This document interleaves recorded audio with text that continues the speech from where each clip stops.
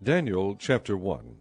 In the 3rd year of the reign of Jehoiakim king of Judah, Nebuchadnezzar king of Babylon came to Jerusalem and besieged it.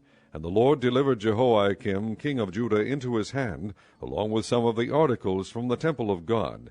These he carried off to the temple of his God in Babylonia, and put in the treasure house of his God. Then the king ordered Ashpenaz, chief of his court officials, to bring in some of the Israelites from the royal family and the nobility, young men without any physical defect, handsome, showing aptitude for every kind of learning, well-informed, quick to understand, and qualified to serve in the king's palace.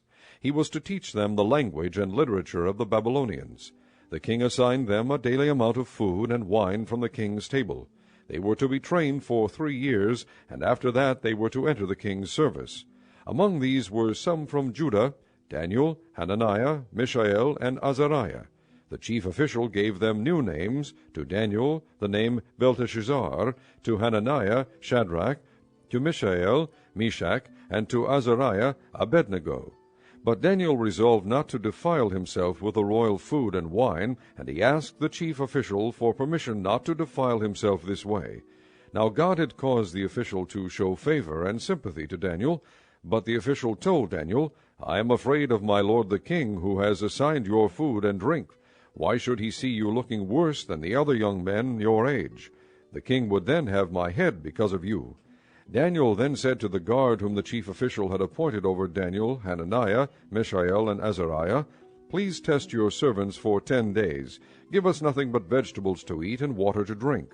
Then compare our appearance with that of the young men who eat the royal food, and treat your servants in accordance with what you see." So he agreed to this, and tested them for 10 days. At the end of the 10 days they looked healthier and better nourished than any of the young men who ate the royal food. So the guard took away their choice food and the wine they were to drink, and gave them vegetables instead.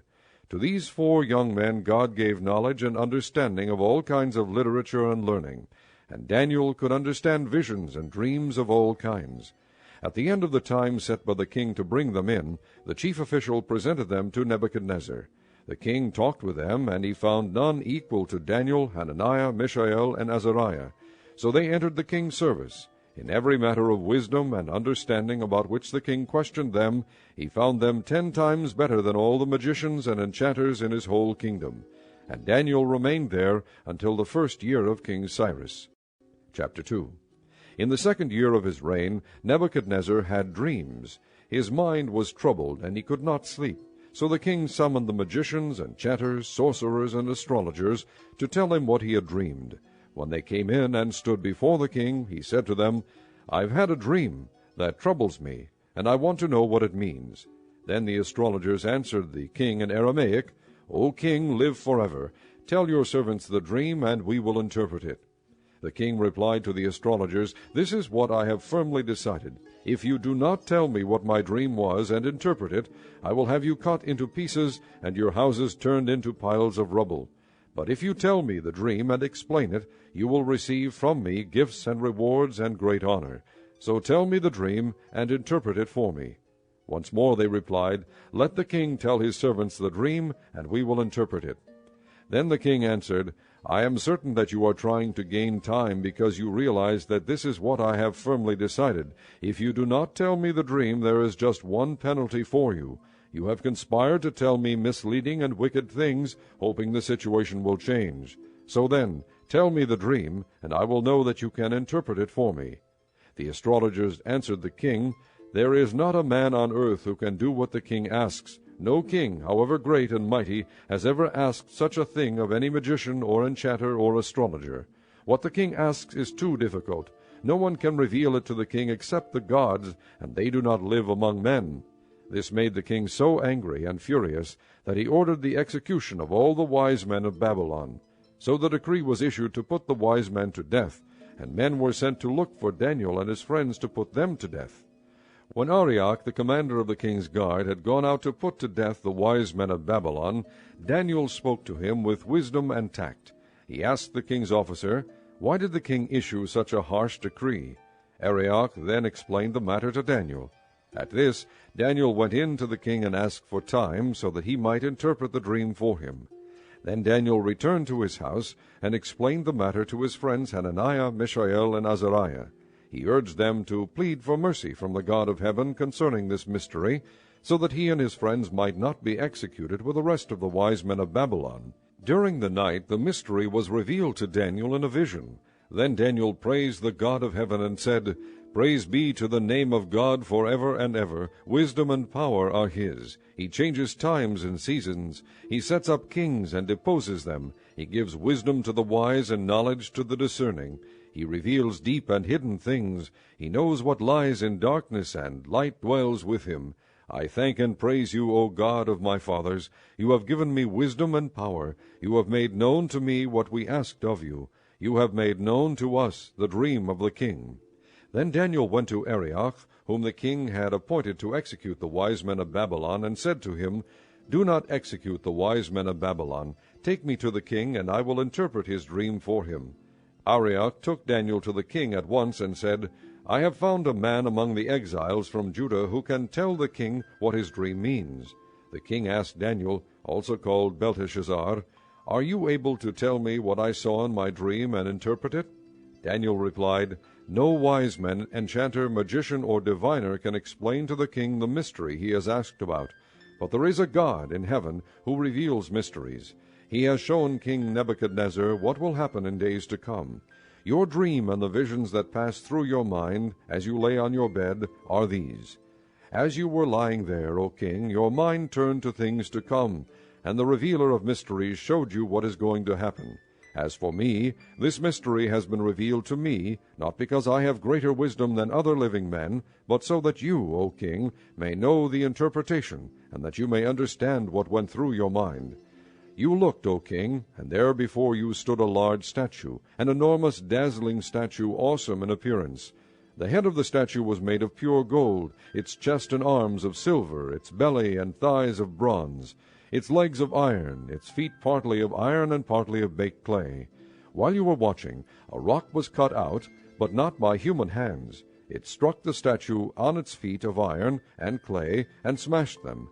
Then the iron, the clay, the bronze, the silver, and the gold were broken to pieces at the same time, and became like chaff on a threshing floor in the summer. The wind swept them away without leaving a trace. But the rock that struck the statue became a huge mountain, and filled the whole earth. This was the dream, and now we will interpret it to the king. You, O king, are the King of kings. The God of heaven has given you dominion and power and might and glory.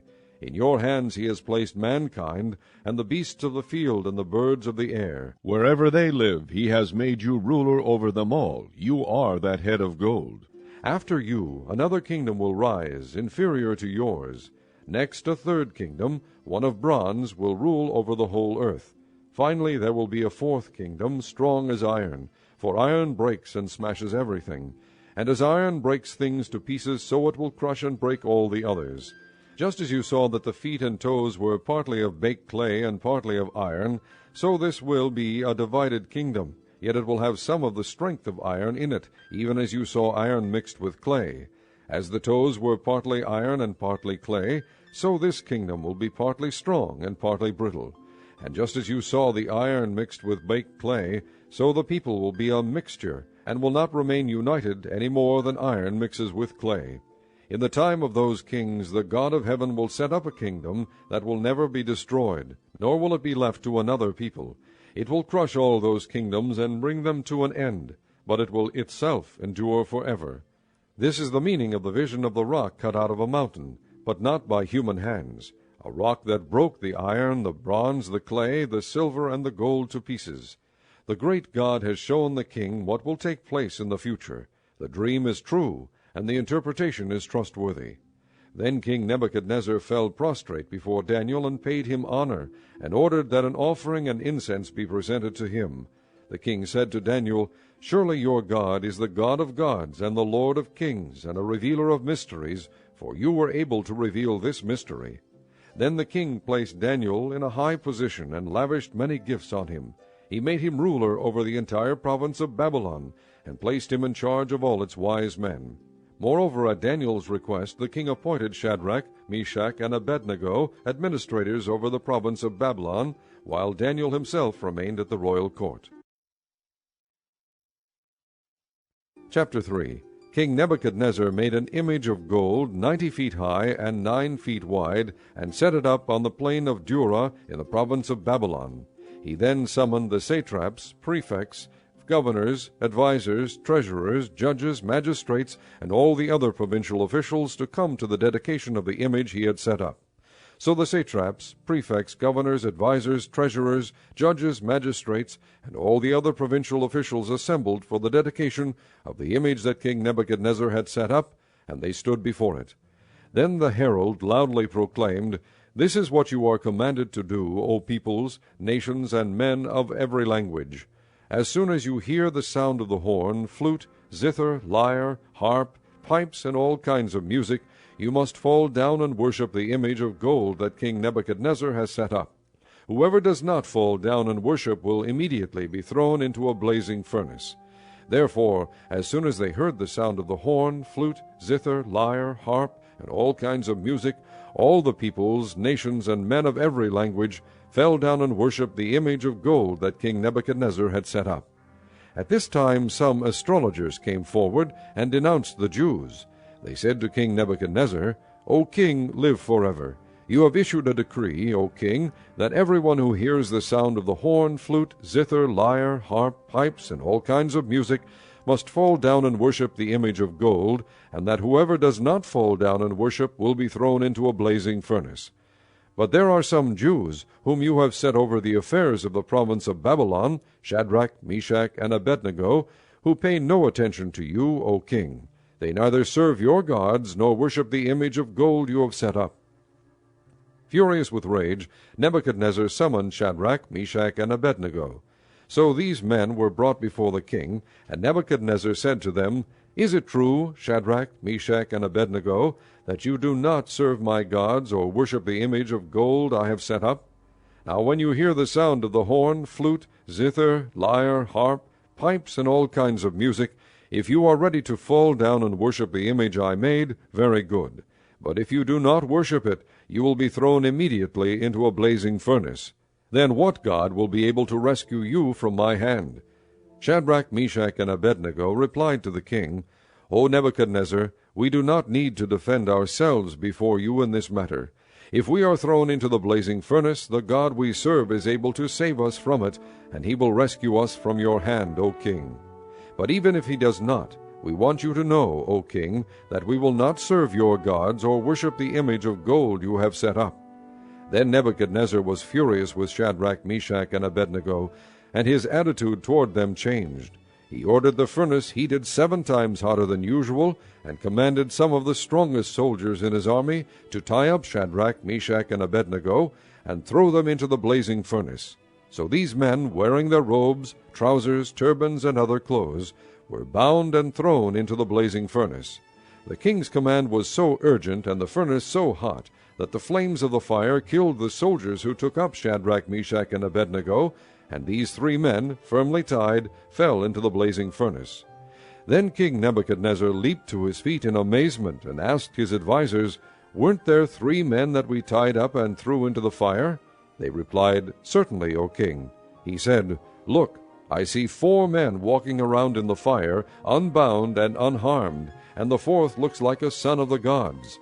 Nebuchadnezzar then approached the opening of the blazing furnace and shouted, "Shadrach, Meshach, and Abednego, servants of the Most High God, come out, come here." So Shadrach, Meshach, and Abednego came out of the fire, and the satraps, prefects, governors, and royal advisers crowded around them.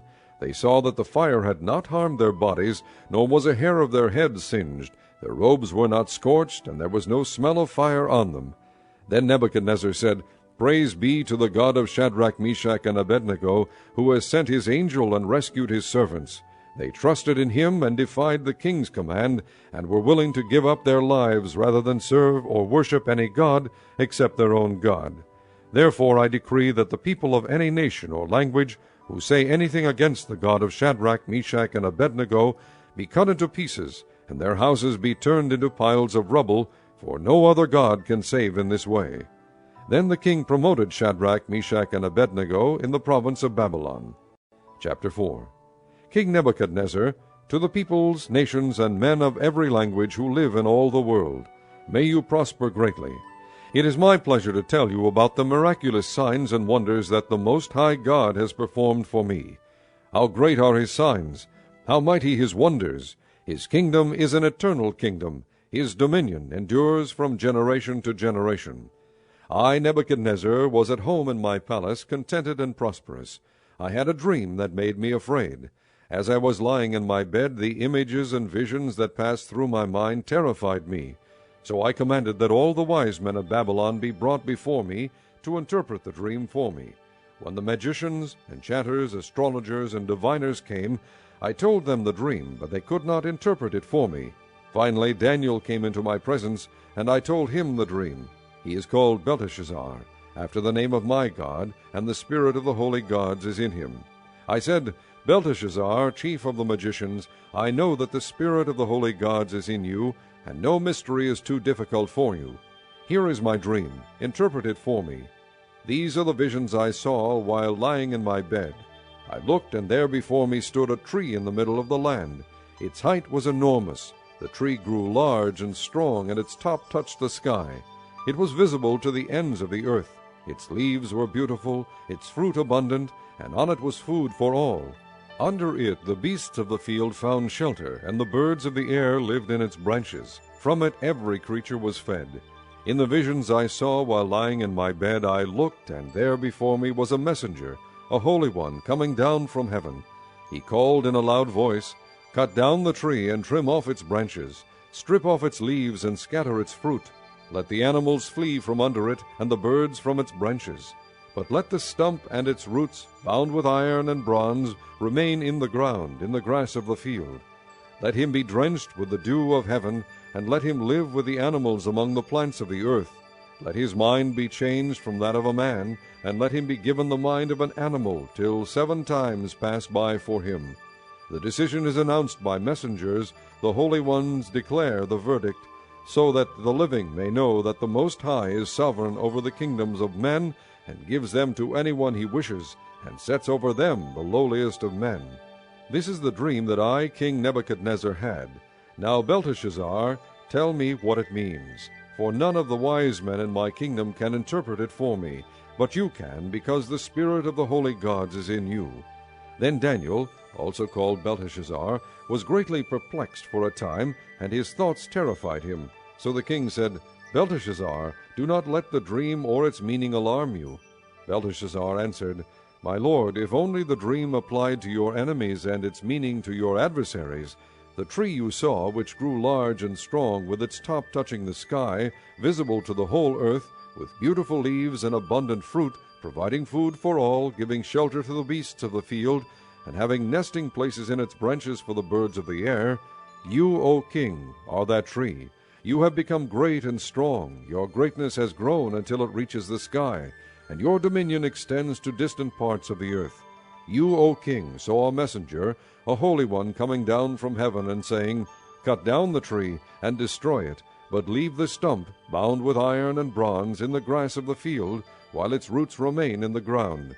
Let him be drenched with the dew of heaven.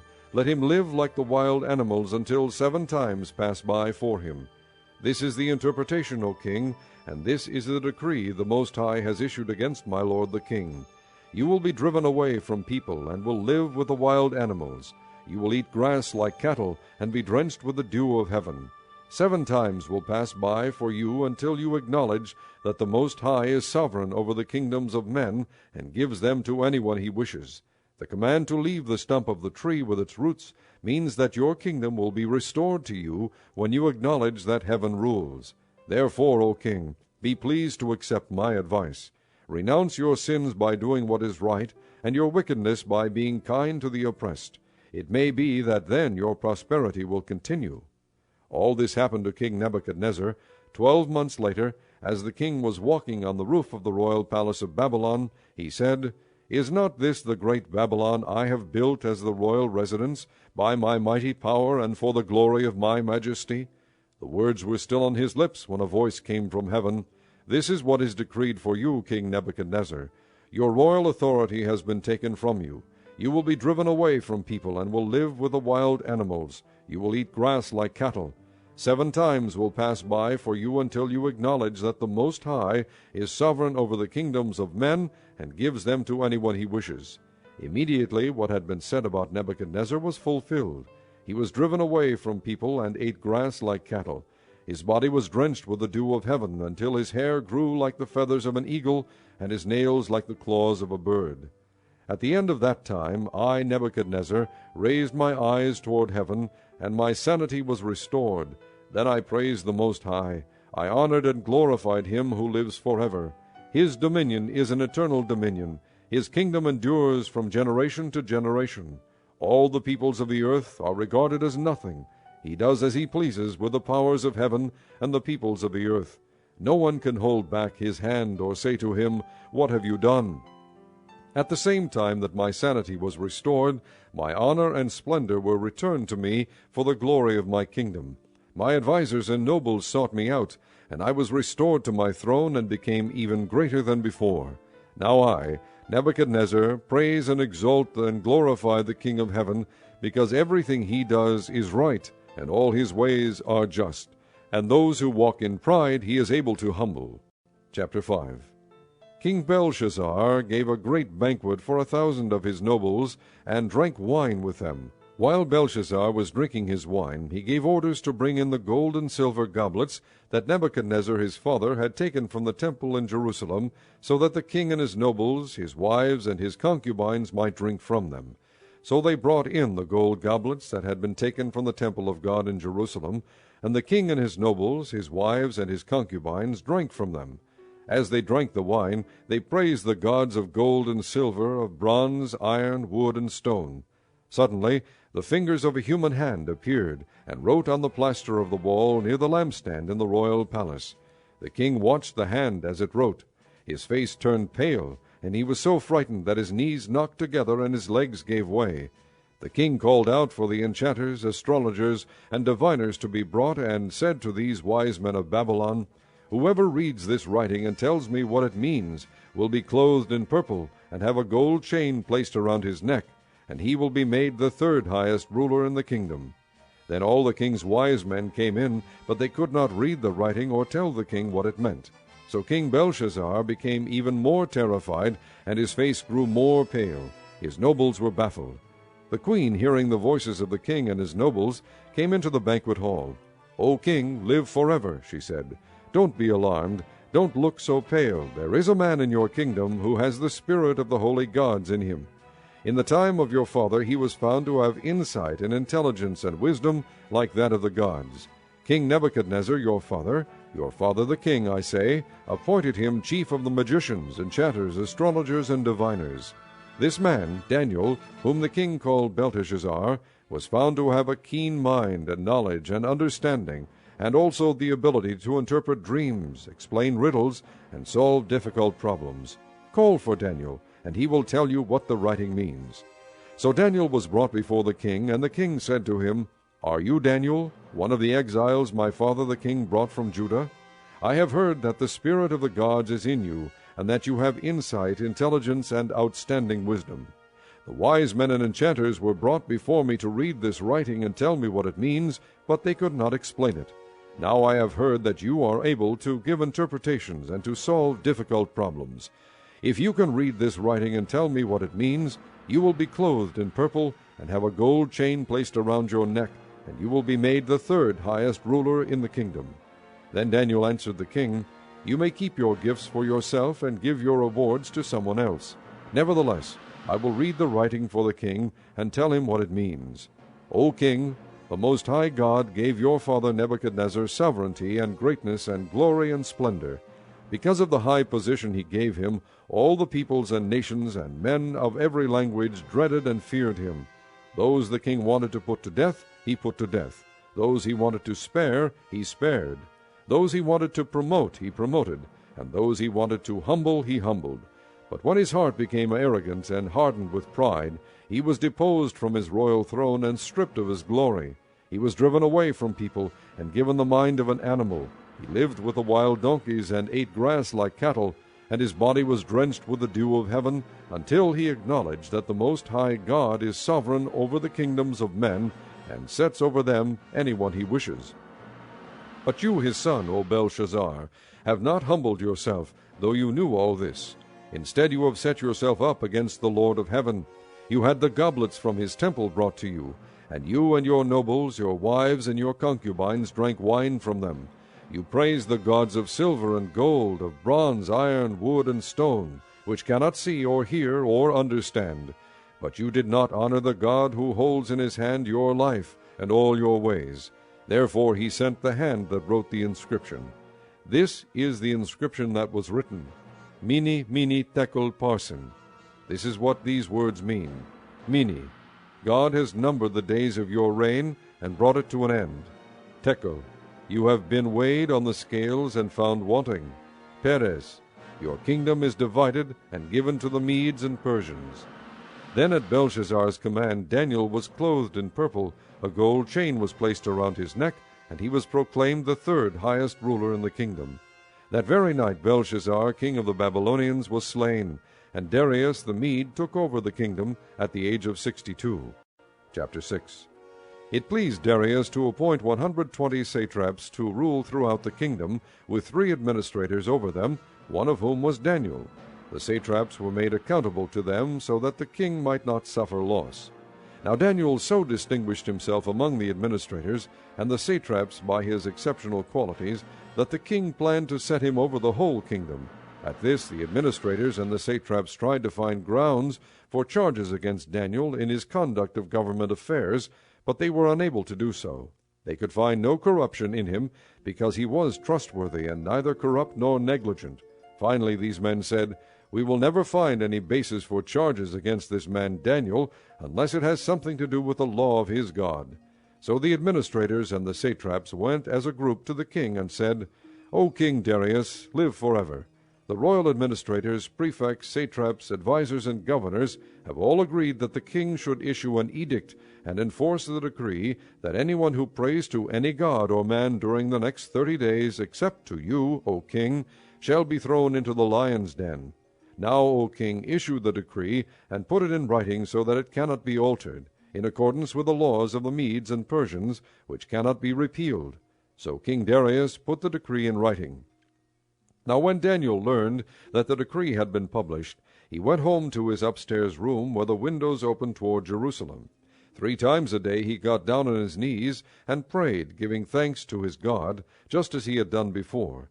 Then these men went as a group and found Daniel praying and asking God for help. So they went to the king and spoke to him about his royal decree. "Did you not publish a decree that during the next 30 days anyone who prays to any god or man except to you, O king, would be thrown into the lion's den?" The king answered, "The decree stands, in accordance with the laws of the Medes and Persians, which cannot be repealed." Then they said to the king, "Daniel, who is one of the exiles from Judah, pays no attention to you, O king, or to the decree you put in writing. He still prays 3 times a day." When the king heard this, he was greatly distressed. He was determined to rescue Daniel, and made every effort until sundown to save him. Then the men went as a group to the king and said to him, "Remember, O king, that according to the law of the Medes and Persians no decree or edict that the king issues can be changed." So the king gave the order, and they brought Daniel and threw him into the lion's den. The king said to Daniel, "May your God, whom you serve, continually rescue you." A stone was brought and placed over the mouth of the den, and the king sealed it with his own signet ring and with the rings of his nobles, so that Daniel's situation might not be changed. Then the king returned to his palace and spent the night without eating and without any entertainment being brought to him, and he could not sleep. At the first light of dawn the king got up and hurried to the lion's den. When he came near the den, he called to Daniel in an anguished voice, "Daniel, servant of the living God, has your God, whom you serve continually, been able to rescue you from the lions?" Daniel answered, "O king, live forever. My God sent his angel, and he shut the mouths of the lions. They have not hurt me, because I was found innocent in his sight, nor have I ever done any wrong before you, O king." The king was overjoyed and gave orders to lift Daniel out of the den. And when Daniel was lifted from the den, no wound was found on him, because he had trusted in his God. At the king's command, the men who had falsely accused Daniel were brought in and thrown into the lion's den, along with their wives and children. And before they reached the floor of the den, the lions overpowered them and crushed all their bones. Then King Darius wrote to all the peoples, nations, and men of every language throughout the land, "May you prosper greatly. I issue a decree that in every part of my kingdom people must fear and reverence the God of Daniel. For he is the living God, and he endures forever. His kingdom will not be destroyed. His dominion will never end. He rescues and he saves. He performs signs and wonders in the heavens and on the earth. He has rescued Daniel from the power of the lions." So Daniel prospered during the reign of Darius and the reign of Cyrus the Persian. Chapter 7. In the first year of Belshazzar, king of Babylon, Daniel had a dream, and visions passed through his mind as he was lying on his bed. He wrote down the substance of his dream. Daniel said, "In my vision at night I looked, and there before me were the 4 winds of heaven churning up the great sea. 4 great beasts, each different from the others, came up out of the sea. The first was like a lion, and it had the wings of an eagle. I watched until its wings were torn off, and it was lifted from the ground, so that it stood on 2 feet like a man, and the heart of a man was given to it. And there before me was a second beast, which looked like a bear. It was raised up on one of its sides, and it had 3 ribs in its mouth between its teeth. It was told, 'Get up and eat your fill of flesh.' After that I looked, and there before me was another beast, one that looked like a leopard, and on its back it had 4 wings like those of a bird. This beast had 4 heads, and it was given authority to rule.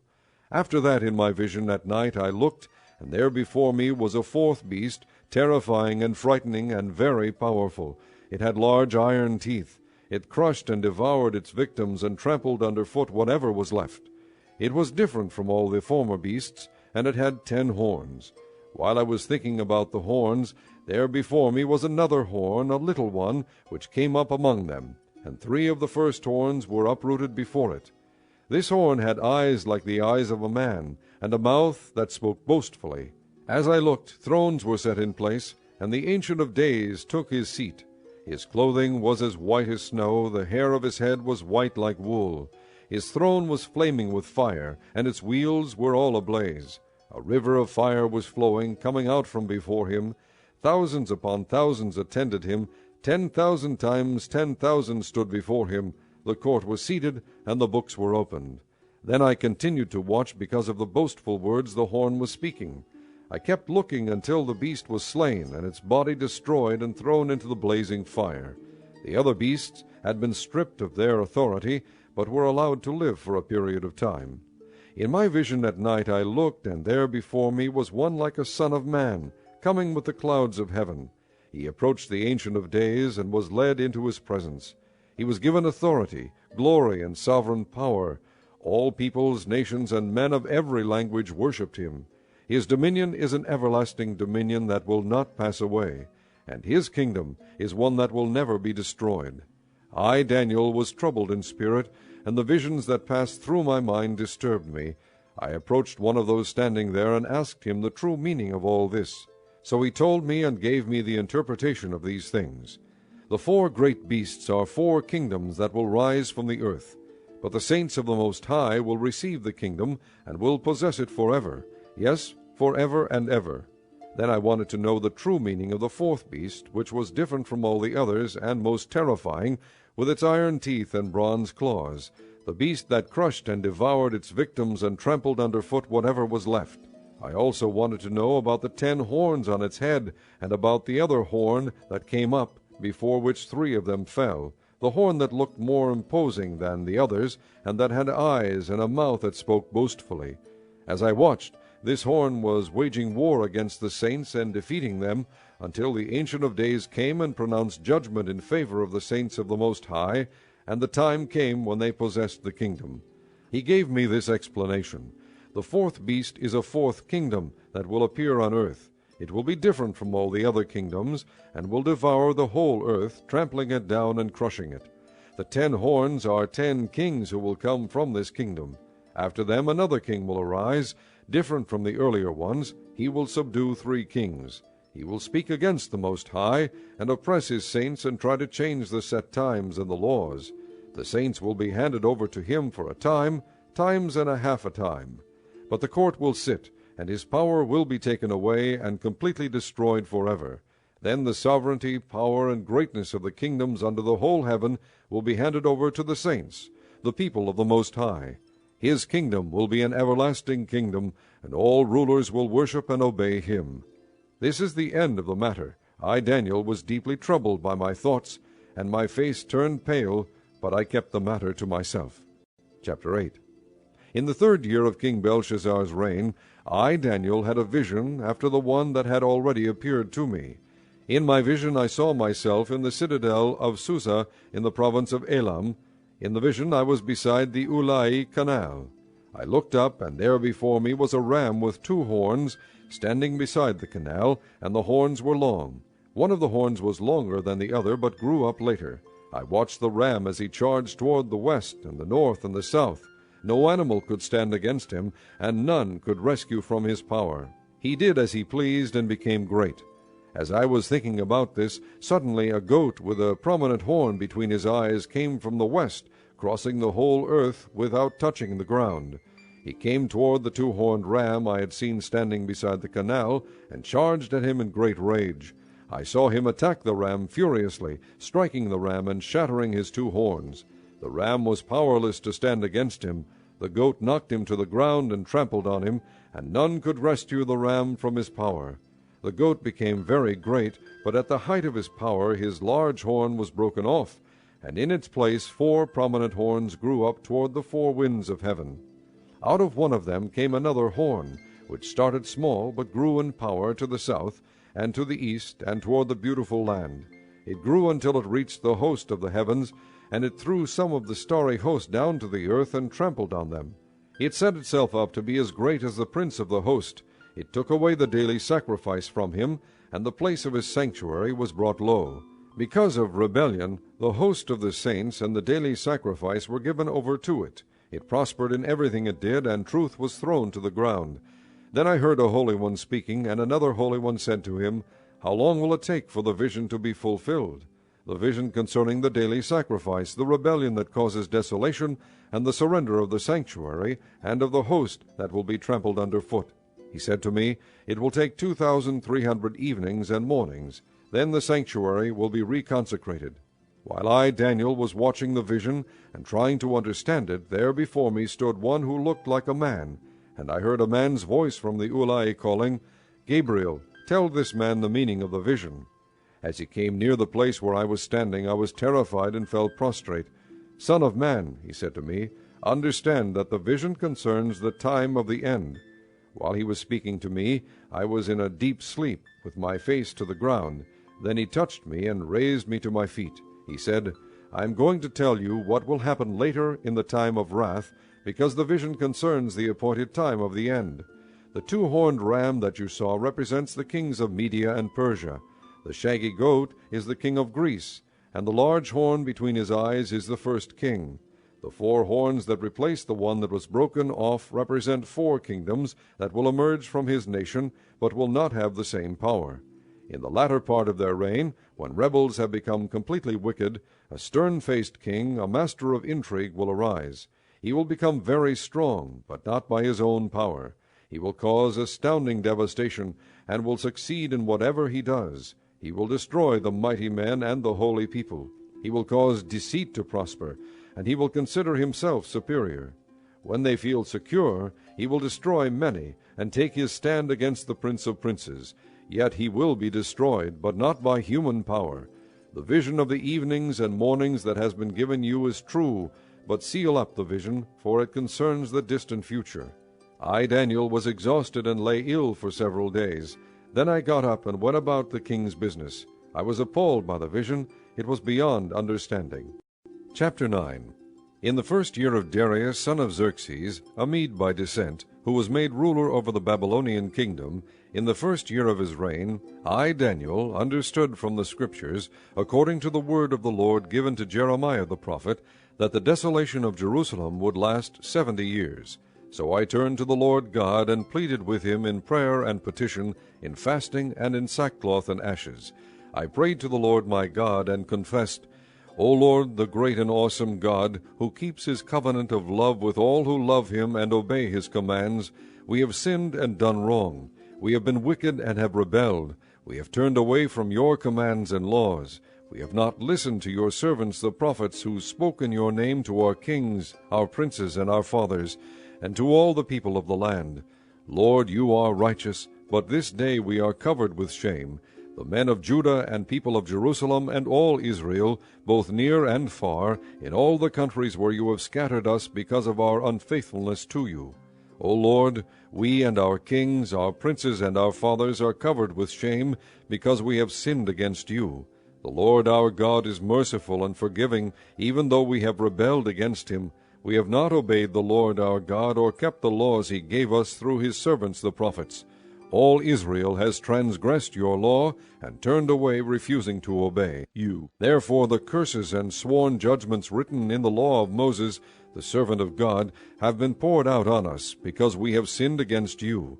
You have fulfilled the word spoken against us and against our rulers, by bringing upon us great disaster. Under the whole heaven nothing has ever been done like what has been done to Jerusalem. Just as it is written in the law of Moses, all this disaster has come upon us, yet we have not sought the favor of the Lord our God by turning from our sins and giving attention to your truth. The Lord did not hesitate to bring the disaster upon us, for the Lord our God is righteous in everything he does, yet we have not obeyed him. Now, O Lord our God, who brought your people out of Egypt with a mighty hand, and who made for yourself a name that endures to this day, we have sinned, we have done wrong. O Lord, in keeping with all your righteous acts, turn away your anger and your wrath from Jerusalem, your city, your holy hill. Our sins and the iniquities of our fathers have made Jerusalem and your people an object of scorn to all those around us. Now, our God, hear the prayers and petitions of your servant. For your sake, O Lord, look with favor on your desolate sanctuary. Give ear, O God, and hear. Open your eyes and see the desolation of the city that bears your name. We do not make requests of you because we are righteous, but because of your great mercy, O Lord. Listen, O Lord, forgive, O Lord, hear and act. For your sake, O my God, do not delay, because your city and your people bear your name. While I was speaking and praying, confessing my sin and the sin of my people Israel, and making my request to the Lord my God for his holy hill, while I was still in prayer, Gabriel, the man I had seen in the earlier vision, came to me in swift flight about the time of the evening sacrifice. He instructed me and said to me, Daniel, I have now come to give you insight and understanding. As soon as you began to pray, an answer was given, which I have come to tell you, for you are highly esteemed. Therefore consider the message and understand the vision. 70 sevens are decreed for your people and your holy city, to finish transgression, to put an end to sin, to atone for wickedness, to bring in everlasting righteousness, to seal up vision and prophecy, and to anoint the most holy. Know and understand this, from the issuing of the decree to restore and rebuild Jerusalem, until the Anointed One, the ruler, comes, there will be 7 sevens and 62 sevens.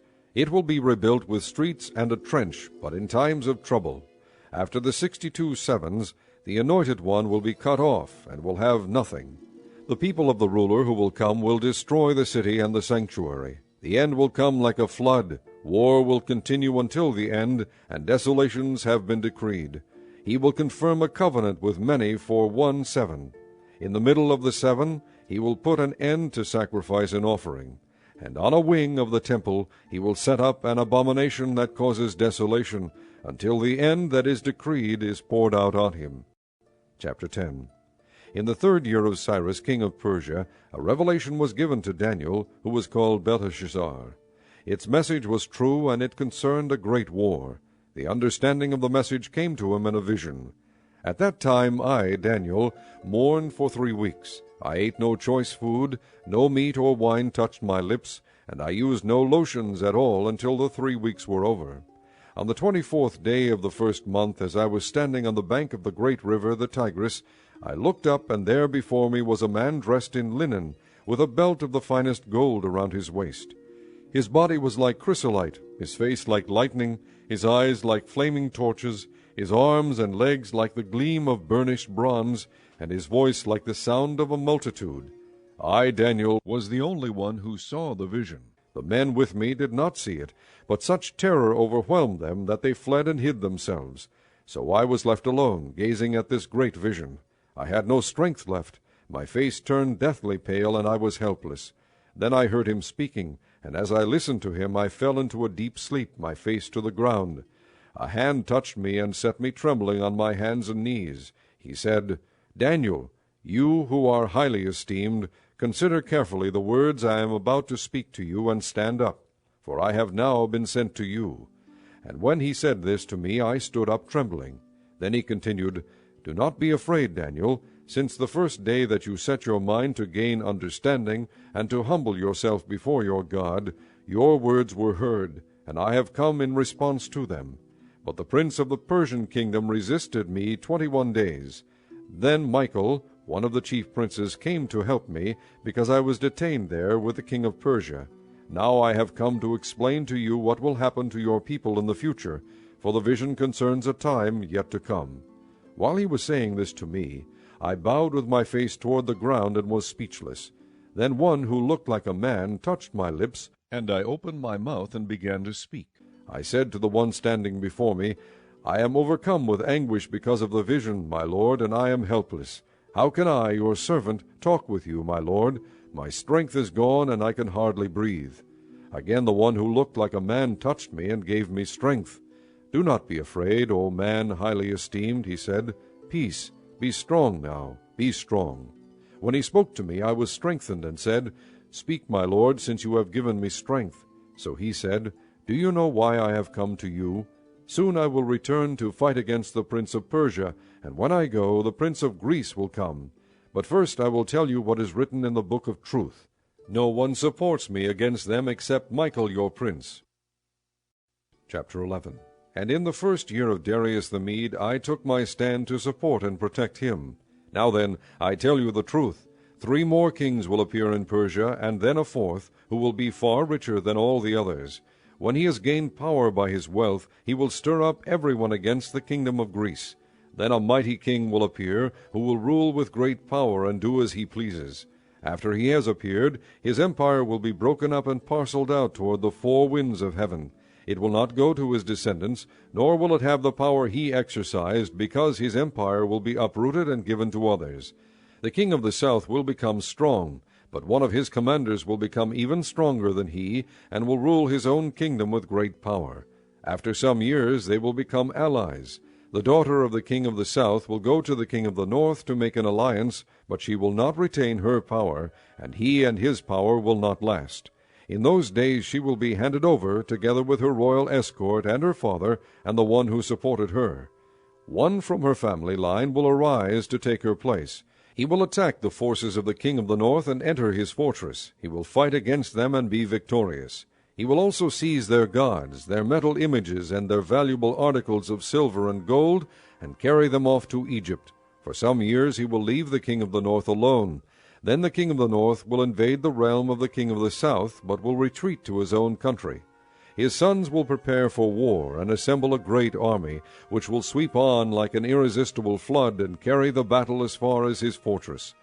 Then the king of the south will march out in a rage and fight against the king of the north, who will raise a large army, but it will be defeated.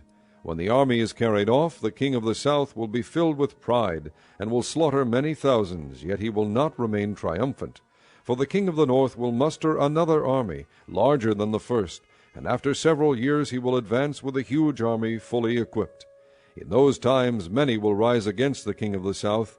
The violent men among your own people will rebel in fulfillment of the vision, but without success.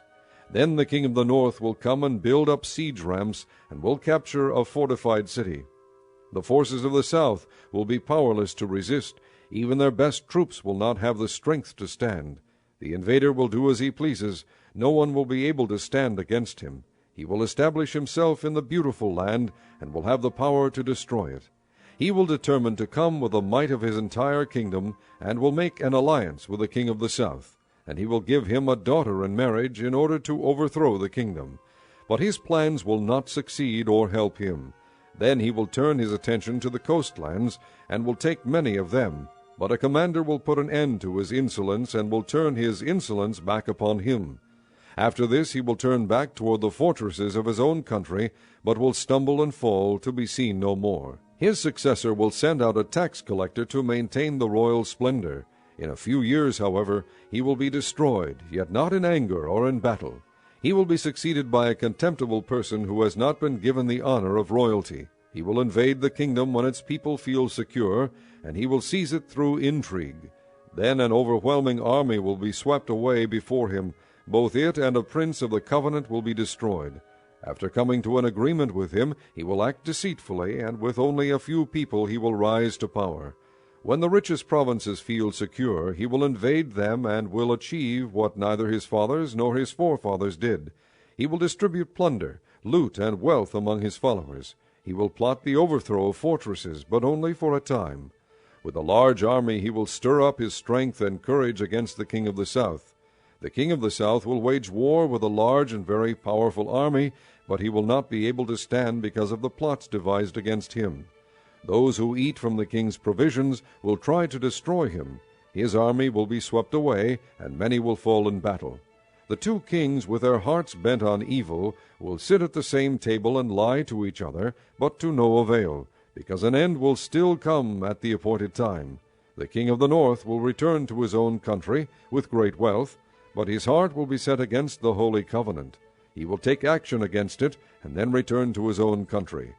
At the appointed time he will invade the south again, but this time the outcome will be different from what it was before. Ships of the western coastlands will oppose him, and he will lose heart. Then he will turn back and vent his fury against the holy covenant. He will return and show favor to those who forsake the holy covenant. His armed forces will rise up to desecrate the temple fortress, and will abolish the daily sacrifice. Then they will set up the abomination that causes desolation. With flattery he will corrupt those who have violated the covenant, but the people who know their God will firmly resist him.